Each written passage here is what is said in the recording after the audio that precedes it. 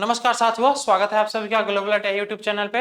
एक बार फिर हम आपके सामने हाजिर हो गए कॉम्पिटिटिव एग्जाम की अगली सीरीज लेके। भाई अभी तक इससे पहले का जो भी लेक्चर था उसमें हमने ऐसे चैप्टर पूरा कंप्लीट कर लिया है। ठीक है, ऐसे चैप्टर के जो क्वेश्चन थे वो हमने पूरा कंप्लीट करा दिए हैं।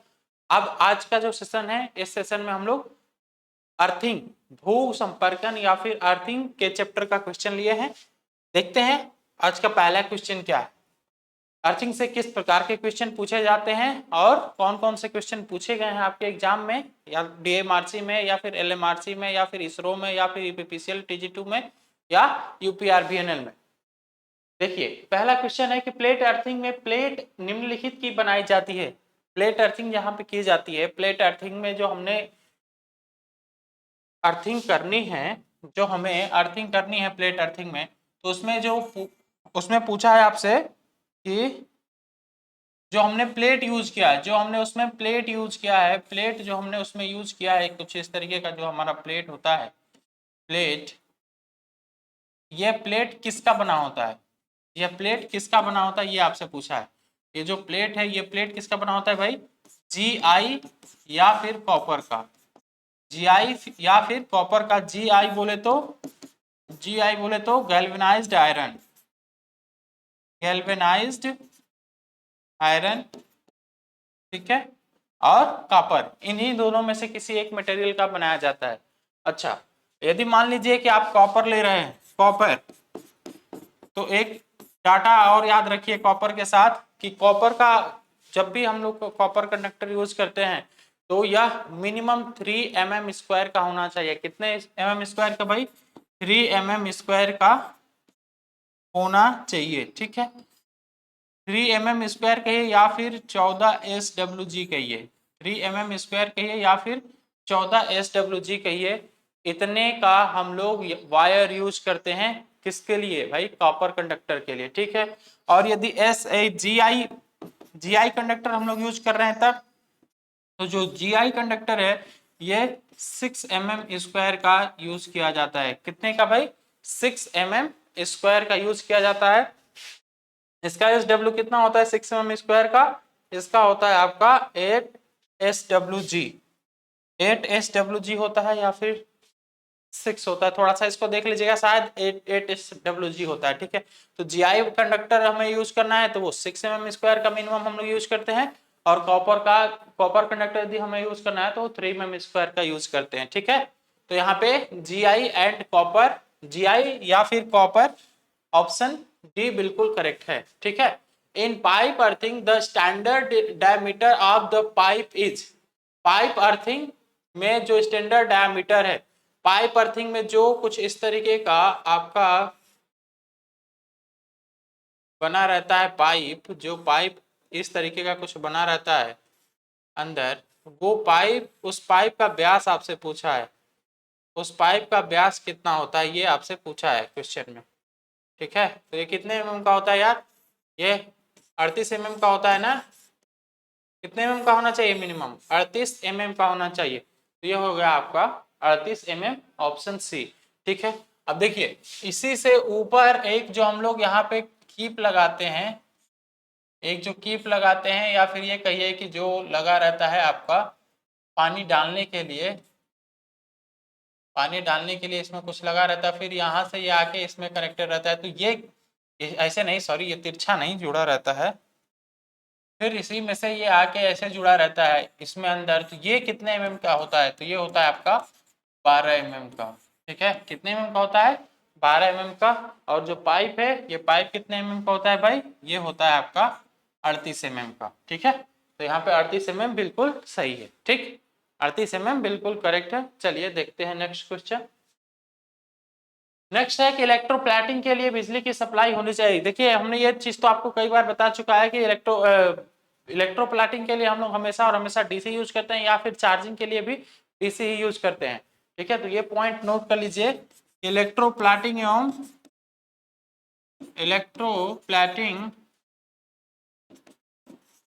एवं चार्जिंग के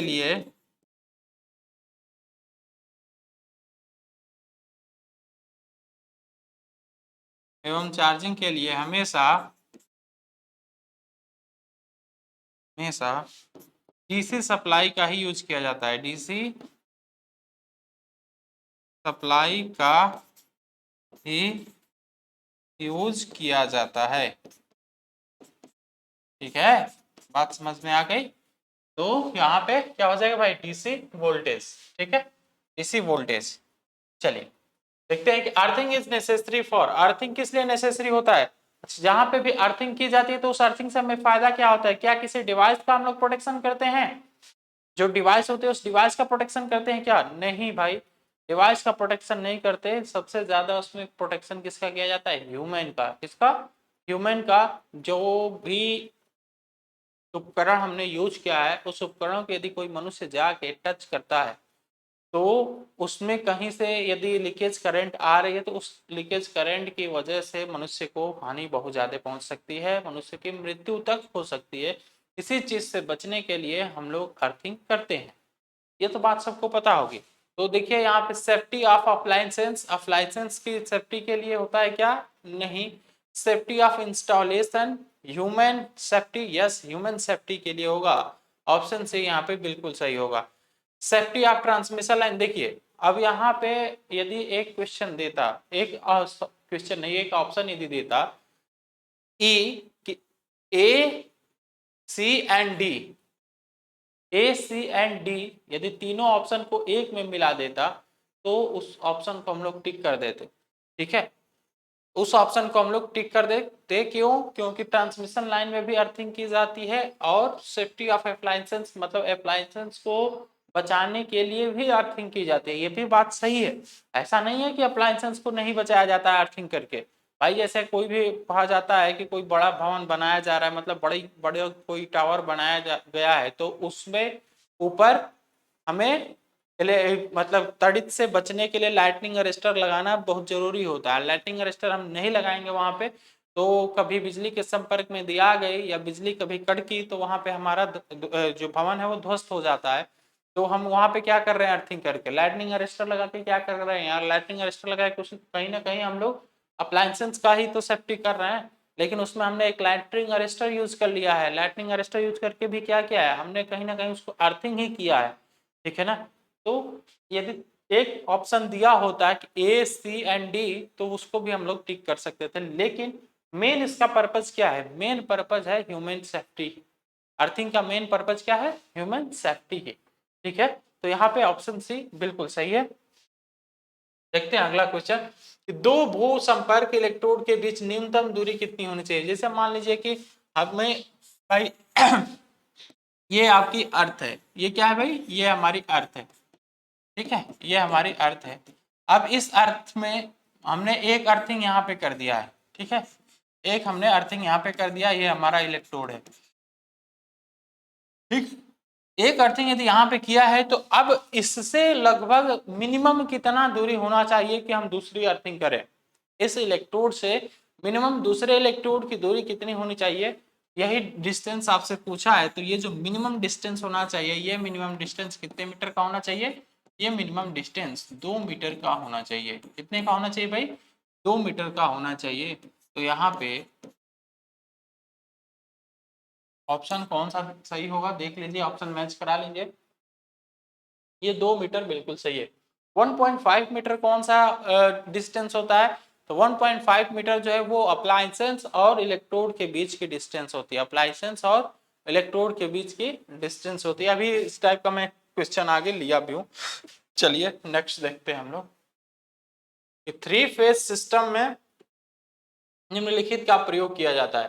थ्री फेज सिस्टम में क्या सिंगल अर्थिंग का उपयोग किया जाता है या डबल अर्थिंग का या फिर ट्रिपल अर्थिंग का, तो हम लोग थ्री फेज अर्थिंग में हमेशा डबल अर्थिंग का यूज करते हैं। ठीक है, और डोमेस्टिक के लिए हम लोग सिंगल अर्थिंग का यूज करते हैं, डोमेस्टिक के लिए हम लोग सिंगल अर्थिंग का यूज करते हैं, और थ्री फेज के लिए हम लोग डबल अर्थिंग का यूज करते हैं। डबल अर्थिंग का यूज करने से फायदा ये होता है कि थोड़ा सा जो फ्लो ऑफ लीकेज करंट है उसका भी बंटवारा हो जाता है, और रेजिस्टेंस एक तरह से ये कह सकते हैं कि सर्किट का रेजिस्टेंस भी बढ़ जाता है, तो वहाँ पे रेजिस्टेंस बहुत कम हो जाता है। और थ्री फेज सिस्टम में आप लोग जानते हैं कि काफ़ी हैवी करंट फ्लो होती है, तो वहाँ पे करंट जितना जल्दी से जल्दी ग्राउंडेड हो जाए यही हमारे लिए बेहतर है।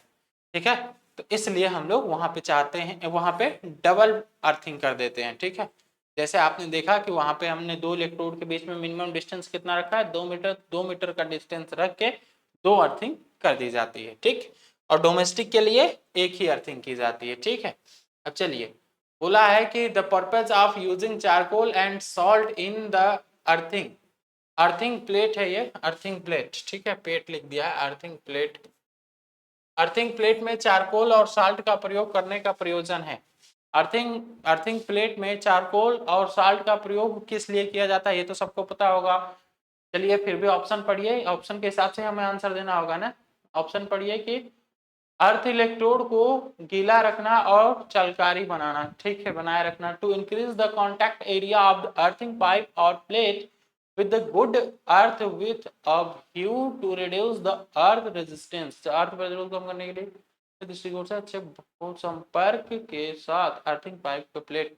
हाँ, तो यहाँ पे तो दोनों ऑप्शन सही दिख रहा है, ये दोनों ऑप्शन बिल्कुल सही दिख रहा है। क्यों? क्योंकि देखिए, जो हमारा ये अर्थिंग होता है, इस अर्थिंग में आप लोग देखे होंगे कि अर्थिंग प्लेट में क्या की जाती है भाई, ऐसे लेयर चढ़ाई जाती है, ऐसे लेयर बनी होती है नमक की और चारकोल की। किसकी किसकी? नमक की और चारकोल की, है ना।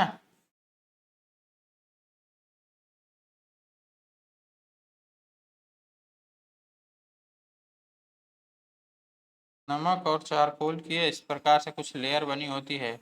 और ये कितने कितने एमएम में होता है भाई? ये लगभग 15 एमएम, 15 एमएम, 15 एमएम तक। सॉरी, 15 एमएम नहीं यार, 15 सेंटीमीटर है शायद। हाँ हाँ, 15 सेंटीमीटर। 15 सेंटीमीटर, 15 सेंटीमीटर की लेयर बिछी होती है। एक बार 15 सेंटीमीटर हम लोग नमक बिछाए, फिर 15 सेंटीमीटर का हम लोग चारकोल की लेयर बनाए, फिर नमक, फिर चारकोल, फिर नमक, फिर चारकोल। इस तरीके से हम लोग लेयर बनाते हैं प्लेट अर्थिंग में। ठीक है, तब इसका काम क्या होता है, जो हमने चारकोल यूज किया है, चारकोल का काम ये है कि जो इसमें पानी डाला जाएगा, उस पानी को ये एब्जॉर्ब करके हमेशा वहां नीचे नमी बनाए रखे। ठीक है, तो ये तो हो गया आपका पहला। ठीक है, हमेशा गीला बनाए रखे और उसको चालकारी बनाए। और दूसरा बोला है कि अर्थ प्रतिरोध कम करने के लिए, तो इससे क्या फायदा होगा, जैसे कि ये यदि हमेशा नमी बनाए रखेगा तो इससे क्या फायदा होगा? इससे फायदा होगा कि जो हमारा अर्थ रेजिस्टेंस है, उस रेजिस्टेंस की वैल्यू कम से कम रहेगी। यदि अर्थ रेजिस्टेंस की वैल्यू कम से कम रहेगी तो जो भी लीकेज करंट होगा कभी भी, तो वो आसानी से जाके ग्राउंड में फ्लो हो जाएगा। इसी वजह से हम लोग चारकोल और नमक की लेयर यूज करते हैं। ठीक है, तो यहाँ पे दोनों आंसर बिल्कुल सही हो जाएगा, इनमें से दोनों। ठीक है, इनमें से दोनों वाला ऑप्शन बिल्कुल करेक्ट हो जाएगा। ये आप लोग याद रखेंगे कि चारकोल और नमक की लेयर कितनी कितनी होती है। ठीक है, कितने इनके बीच कितने कितने की डिस्टेंस होती है, तो 15 एमएम के। ठीक है, और जनरली ये डाटा कभी कभी आपसे पूछ भी लेता है कि कितना नमक कितना चारकोल, तो 5 किलो नमक, 5 किलो नमक, ठीक है, और 5 किलो चारकोल, 5 किलो चारकोल। इस बात को याद रखेंगे कि 5 किलो नमक और 5 किलो चारकोल हम लोग यूज करते हैं अर्थिंग। ठीक है, अर्थिंग प्लेट में। चलिए, which of the following type of wiring is preferred for workshop lightning. Workshop lightning के लिए इसमें से कौन सा वायरिंग का प्रकार हम लोग यूज करते हैं? देखिए, आपके सामने एक 4 ऑप्शन है, casing capping wiring, pattern wiring, concealed wiring, concealed conduit wiring और सरफेस कंड्यूट वायरिंग।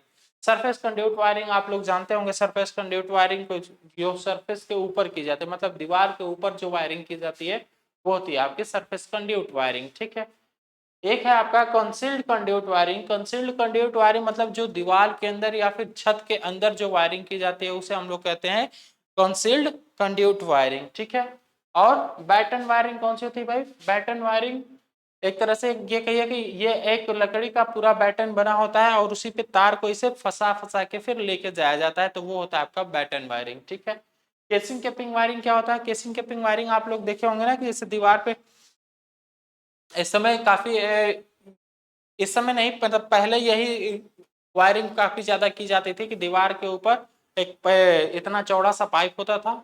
ठीक है, उसके उसके एक लेयर को हम लोग दीवार में चिपकाते थे ड्रिल की सहायता से, और फिर ऊपर एक हमारी कवर होती थी, उसको उस कवर को क्या करते थे, ऐसे ठोक देते थे तो पूरा वो ढक जाता था।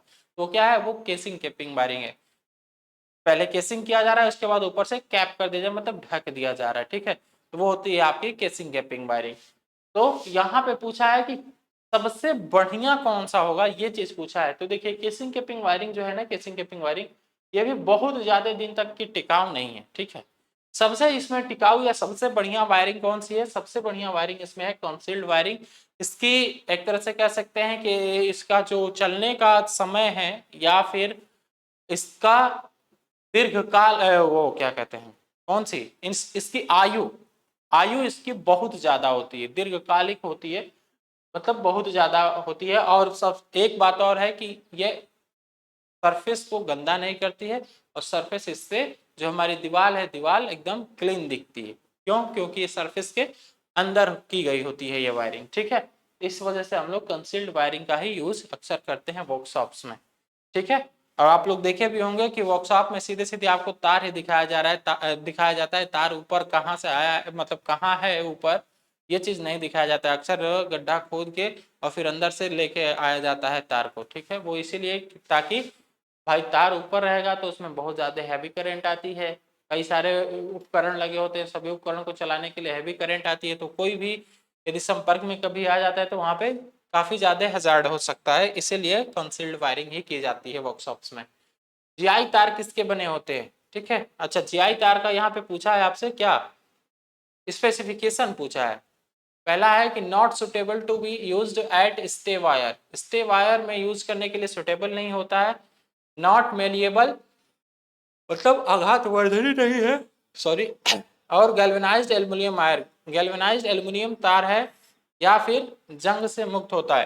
तो देखिए जो जीआई वायर होता है, जीआई वायर की सबसे खास बात यही होती है कि ये जंग से मुक्त होता है। जैसे आप लोग देखे होंगे कि ट्रांसमिशन लाइन में जो ऊपर हम लोगों ने तार यूज किया है, उस तार में कभी जंग नहीं लगता है। वो तो जंग क्यों नहीं लगता है, क्योंकि उसमें उसमें एल्युमिनियम के ऊपर क्या किया गया है, एल्युमिनियम के ऊपर गैल्वेनाइजेशन किया गया है, मतलब जिंक की परत चढ़ाई गई है उसमें, ठीक है। तो गैल्वेनाइज्ड आयरन जो होता है, गैल्वेनाइज्ड आयरन की सबसे खास बात यही होती है कि यह कोरोजन मुक्त होता है, मतलब कि जंग से मुक्त होता है, ठीक। ये सबसे खास बात है जीआई वायर की, ठीक है ना। चलो देखते हैं अगला क्वेश्चन। अच्छा, आप कहेंगे कि सर यदि मान लीजिए कि जंग लग ही जाता है तो इससे क्या प्रभाव पड़ जाएगा, इससे क्या ही हो जाएगा, फिर हमें जीआई वायर अगर यूज करने का क्या मतलब है, इसमें से कोई अलग ऑप्शन नहीं सही हो जाएगा। भाई देखिए, यदि किसी भी आयरन में जंग लग गया, जंग लग गया तो इसका मतलब क्या है भाई, उसमें इम्प्योरिटी मिल गई। क्या मिल गई, उसमें इम्प्योरिटी मिल गई। इम्प्योरिटी मिल गई तो यहाँ पे ऐसा नहीं है कि जंग लगने पे रेजिस्टेंस ही बढ़ जाएगा, कहीं पे रेजिस्टेंस कम भी होगा, कहीं पे रेजिस्टेंस अधिक भी हो जाएगा, ठीक है।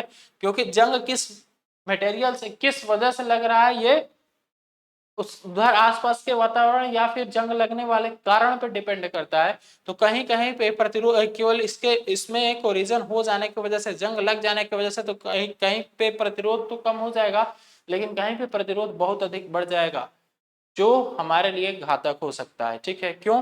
क्योंकि हमारी ह्यूमन बॉडी का रेजिस्टेंस कितना होता है, ह्यूमन बॉडी का रेजिस्टेंस होता है 1000 ओम। कितना होता है भाई, 1000 ओम।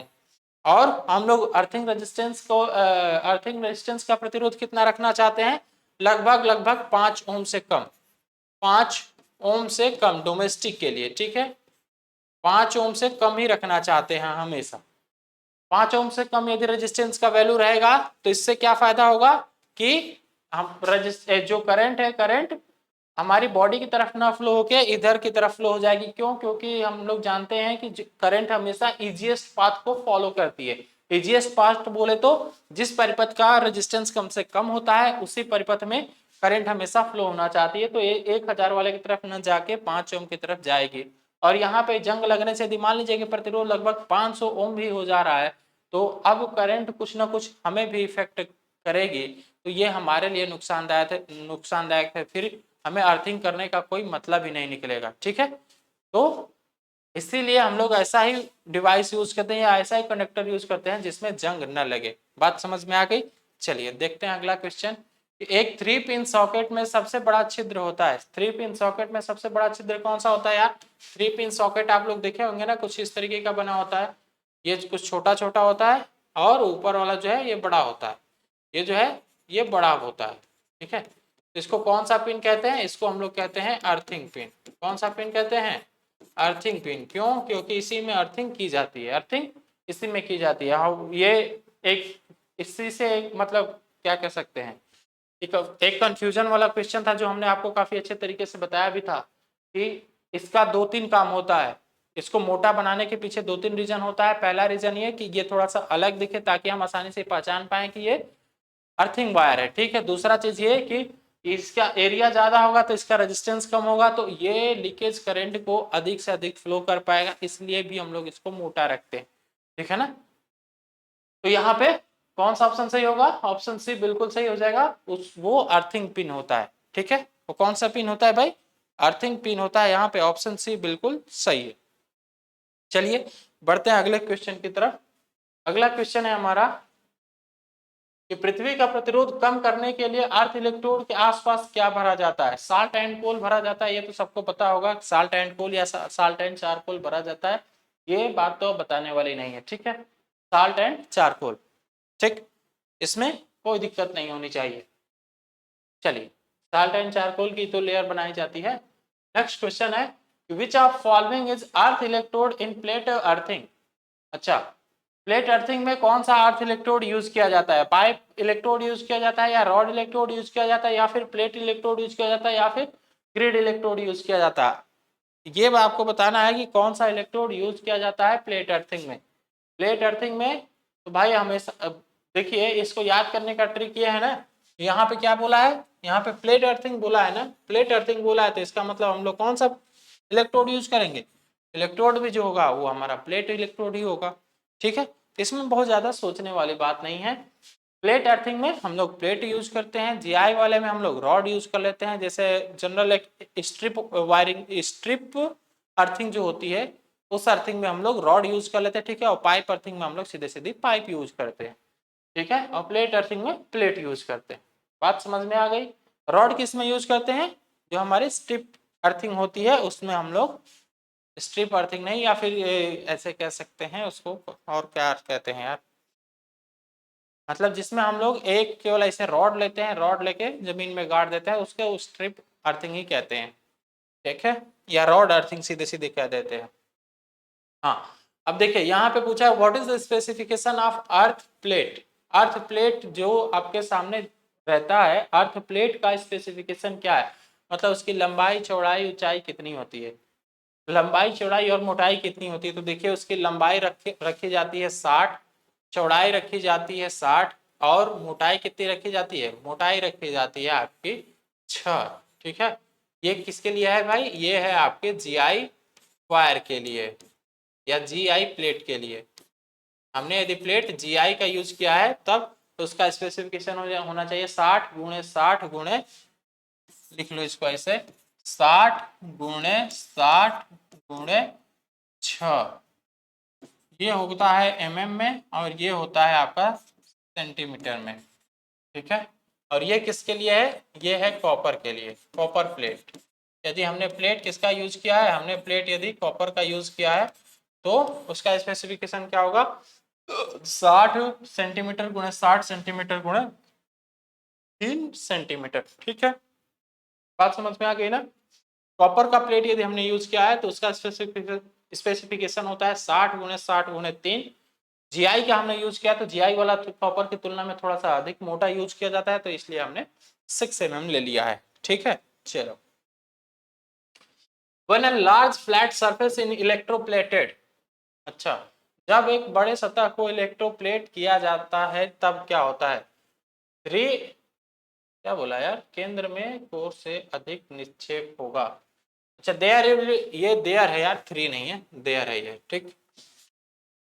There will be more deposition at centre than at, देखो कुछ इसमें स्पेलिंग गलत हो गया है, कोई बात नहीं, मैं हिंदी पढ़ देता हूं। कोर में केंद्र से अधिक निक्षेप होगा, या फिर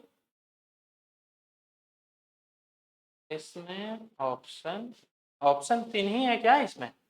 अच्छा कोई बात नहीं, 3 ही ऑप्शन है तो कोई बात नहीं, इन्हीं तीनों में से कोई ना कोई एक ऑप्शन सही होगा, हो जाएगा। ठीक है, या चलिए इस क्वेश्चन को छोड़ देते हैं, 3 ऑप्शन है तो इसको छोड़ देते हैं। चलिए नेक्स्ट क्वेश्चन पे बढ़ते हैं हम लोग। इसको फिर किसी अगले वीडियो में कर लेंगे इस क्वेश्चन को। ठीक है, क्वेश्चन बोला है कि भूमिगत धातु की संरचना में संक्षारण की सीमा निम्नलिखित पर निर्भर करती है। भूमिगत धातु की संरचना में संक्षारण की सीमा किस किस बातों पे निर्भर करती है? नमी की मात्रा पर निर्भर करता है क्या? भाई जंग लगना तो नमी की मात्रा पर निर्भर करता है ना, इसमें तो कोई शक नहीं होगा कि हाँ सर नमी की मात्रा पर निर्भर करता है कि नहीं करता है। जितनी नमी रहेगी वहां पे जंग लगने का चांस उतना ही ज्यादा होता है। ठीक है, टाइप्स ऑफ मेटल, मेटल के टाइप्स पे भी डिपेंड करता है। जी हाँ सर बिल्कुल सही बात है कि टाइप्स ऑफ मेटल पे भी डिपेंड करता है। Types of soil, chemical, chemical जो हमारा सॉइल है मतलब मिट्टी जो है, मिट्टी में कोई केमिकल है या फिर किस प्रकार की मिट्टी है, इस पर भी डिपेंड करता है क्या? जी हाँ सर बिल्कुल डिपेंड करता है। यदि बालू वाली मिट्टी है तो वहां पे कम लगेगा। ठीक है, और यदि काली मिट्टी है तो वहां पे थोड़ा सा अधिक होगा, या फिर एक पीली मिट्टी होती है वहां पे भी थोड़ा सा अधिक होगा। तो ये मिट्टी के टाइप्स पे भी डिपेंड करता है। इसका मतलब ये है कि ये ऑप्शन डी बिल्कुल सही हो जाएगा, amount of moisture, types of metal और टाइप्स ऑफ सॉइल केमिकल। ठीक, चलो नेक्स्ट क्वेश्चन देखते हैं। नेक्स्ट क्वेश्चन है कि भूमि प्रतिरोध पर निर्भर करता है in the earthing earth resistance varies with. अच्छा, रॉड अर्थिंग में भूमि प्रतिरोध निम्न पर निर्भर करता है। किस पर निर्भर करता है भाई? Depth up to which the rod is instead. ठीक है, गहराई पर जहां तक भूमि में रॉड प्रविष्ट की गई हो, गहराई के वर्ग पर जहां पर भूमि में रॉड प्रविष्ट की गई हो। ठीक है, गहराई के व्युत्क्रम पर जहां तक भूमि में रॉड प्रविष्ट की गई हो, गहराई के व्युत्क्रम के वर्ग जहां तक भूमि में रॉड प्रविष्ट की गई हो। कुल मिला के कह ये रहा है कि जैसे मान लीजिए कि जो हमने रॉड यूज किया है, जो हमने रॉड यूज कर लिया है, तो ये है हमारा अर्थ सरफेस, ये है हमारा अर्थ सरफेस। ठीक है, अर्थ सरफेस, और हमने इसमें क्या लगाया है? हमने ऐसे रॉड इसमें गाड़ा है, तो इसके लंबाई के समानुपाती होता है, इसके लंबाई के समानुपाती होता है इसका रेजिस्टेंस, या व्युत्क्रमानुपाती होता है, या फिर इसके वर्ग के समानुपाती होता है, या इसके वर्ग के व्युत्क्रमानुपाती होता है। यही चीज आपसे पूछा है, मतलब ये कितना अंदर तक हम इसको गाड़े हैं उसके समानुपाती है या उसके व्युत्क्रमानुपाती है। उसके समानुपाती पहले लाइन में बोला है, उसके व्युत्क्रमानुपाती दूसरी लाइन में बोला है, तीसरी लाइन में बोला है कि इसके समानुपाती के मतलब इसके लंबाई के स्क्वायर के समानुपाती है, या फिर चौथी लाइन में बोला है कि इसके लंबाई के स्क्वायर के व्युत्क्रमानुपाती होता है। ये चीज आपसे आप क्वेश्चन में बोला है। ठीक है, तो इसका हिंदी थोड़ा सा आपको टफ लिख दिया है, तो हिंदी पे बहुत ज्यादा जोर नहीं देंगे आप लोग। आप लोग केवल और केवल क्या ध्यान देंगे कि ये क्वेश्चन कहना क्या चाहता है। ठीक है, ये क्वेश्चन कहना क्या चाहता है, बस ये चीज एक बार समझ जाएंगे आप लोग तो आसानी से इस क्वेश्चन को सब टैकल कर ले जाएंगे या सॉल्व कर ले जाएंगे। देखिए, जब मैं आपको अर्थिंग पढ़ाया था वहां पे मैं आपको बताया भी था कि ये जो रेजिस्टेंस है, जो रेजिस्टेंस है पृथ्वी का, ये डिपेंड करता है लंबाई पे। इस पे डिपेंड करता है रॉड की लंबाई पे। ठीक है, रॉड की लंबाई पे, गहराई पर जहां तक भूमि में रॉड प्रविष्ट की गई हो। यदि हमारा रॉड बहुत ज्यादा लंबा है, यदि हमारा रॉड बहुत ज्यादा लंबा है तो वहां पे प्रतिरोध का मान क्या हो जाएगा? प्रतिरोध का मान बढ़ जाएगा। क्यों? क्योंकि आपने फॉर्मूला पढ़ा है R equal to rho upon rho L upon A. R equal to rho L upon A, मतलब कि लंबाई बहुत ज्यादा यदि आप बढ़ा रहे हो तो प्रतिरोध भी बढ़ जाएगा। एरिया बढ़ा रहे हो तो एरिया बढ़ाने पे प्रतिरोध घटेगा, लेकिन यदि लंबाई बढ़ा रहे हो तो प्रतिरोध घट जाएगा, सॉरी प्रतिरोध बढ़ जाएगा। तो ये जो हमारा हमने रॉड यूज किया है उस रॉड की गहराई के समानुपाती होता है। ठीक है ना, प्रतिरोध, भूमि प्रतिरोध। चलिए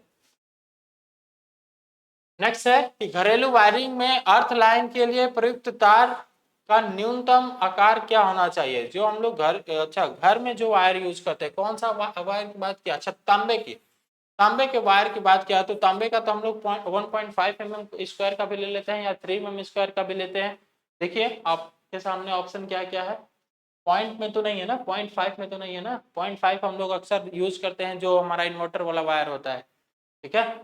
1.5 mm square, 2 mm square, 2.7 mm square और 3 mm स्क्वायर। तो इसमें से कौन सा ऑप्शन सही हो जाएगा, इसमें से कौन सा ऑप्शन सही हो जाएगा? जनरली हम लोग देखिए वायरिंग के लिए जो भी वायरिंग की जाती है, तो इस समय तो वायरिंग जनरली जो भी आपके वायरमैन आ रहे हैं वो लोग 3 mm स्क्वायर का वायर यूज कर रहे हैं, 3 mm का कॉपर का वायर यूज कर रहे हैं, लेकिन स्टैंडर्ड इसका है 2 mm स्क्वायर का, ठीक है, 2 mm स्क्वायर का। 3 mm वाला यूज करते हैं तो उससे क्या फायदा होता है?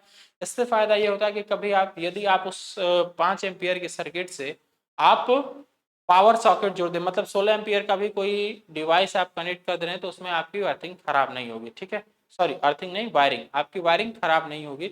इसलिए अब जो जनरली वायर यूज किया जा रहा है वो 3 mm स्क्वायर का यूज किया जा रहा है, नहीं तो इसका स्टैंडर्ड क्या है? स्टैंडर्ड है 2 mm स्क्वायर का, ठीक है, स्टैंडर्ड इसका कितना है? 2 mm स्क्वायर का। तो न्यूनतम आकार ये होना चाहिए 2 mm स्क्वायर, ठीक है। तो यहाँ पे ऑप्शन बी बिल्कुल सही है, ठीक है। चलो नेक्स्ट देखते हैं हम लोग। अरे क्वेश्चन कुछ ज्यादा छोटा हो गया है, चलो देख लो।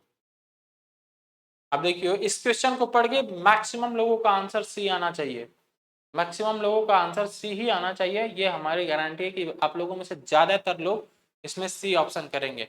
The colour of wire recommended for earth connection as per BIS code. BIS code के द्वारा, देखिए ये क्वेश्चन किसमें पूछा गया है? ये क्वेश्चन RRB में पूछा हुआ क्वेश्चन है, RRB JE और RRB टेक्नीशियन दोनों में ये क्वेश्चन पूछा गया था। और मैं आपको लिटरली एकदम हकीकत बता रहा हूँ कि मैं जब इस क्वेश्चन को कब 2017 में मैं नहीं सॉरी 2018 में मैं पेपर दिया था इसका, उस समय मैं ये क्वेश्चन मैं खुद इस क्वेश्चन को गलत करके आया था।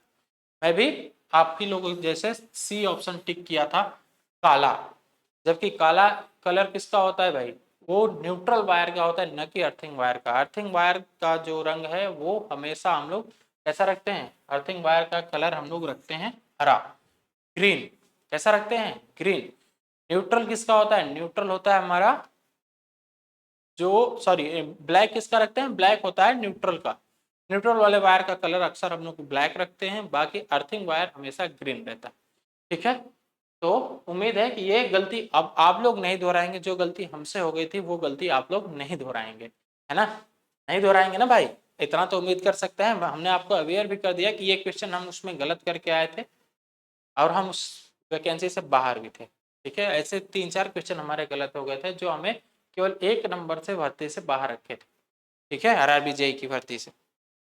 चल देखते हैं अगला क्वेश्चन कि एक अच्छे भूसंपर्कन प्रणाली में प्रतिरोध का मान क्या होगा? एक अच्छे भूसंपर्कन के लिए हमने अभी आपको बताया कि डोमेस्टिक के लिए ये वैल्यू कितनी रहनी चाहिए? 5 ओम से कम रहनी चाहिए। हमने अभी कुछ देर पहले ही आपको बताया कि डोमेस्टिक के लिए ये वैल्यू कितनी रहनी चाहिए? 5 ओम से कम रहनी चाहिए। तो 10 ओम के बीच रहनी चाहिए, 10 ओम के बीच नहीं, क्या बोला है अगला कि 20 ओम से अधिक, 20 ओम से कम, 20 ओम से कम तो रहना चाहिए, लेकिन ये आंसर ज्यादा सुटेबल दिया है कि 1 ओम से लेके 3 ओम के बीच रहना चाहिए। ऑप्शन डी बिल्कुल सही है, 1 ओम से लेके 3 ओम के बीच रहना चाहिए। यही जनरली हम लोग अर्थिंग में रेजिस्टेंस की वैल्यू रखते भी हैं, ठीक है। जनरली रेजिस्टेंस की वैल्यू इतना ही रखा जाता है। चलिए लास्ट क्वेश्चन देखिए, लास्ट क्वेश्चन। हाँ मैं आपको बोला था ना कि एक तो जहाँ 2 मीटर हमने बताया था कि मतलब 2 इलेक्ट्रोड के बीच की डिस्टेंस 2 मीटर रखी जाती है, वहीं पे हमने बताया था कि एक इंस्टॉलेशन सिस्टम और इलेक्ट्रोड के बीच की डिस्टेंस कितना रखा जाता है। ये क्वेश्चन मैं आगे लिया हूँ, देखिए यही क्वेश्चन है कि भूमिगत किए गए भू संपर्कन इलेक्ट्रोड की स्थापित प्रणाली से दूरी कितनी होनी चाहिए? कितनी दूरी होनी चाहिए? ये दूरी होनी चाहिए 1.5 मीटर। कितनी दूरी होनी चाहिए भाई? 1.5 मीटर, ठीक है।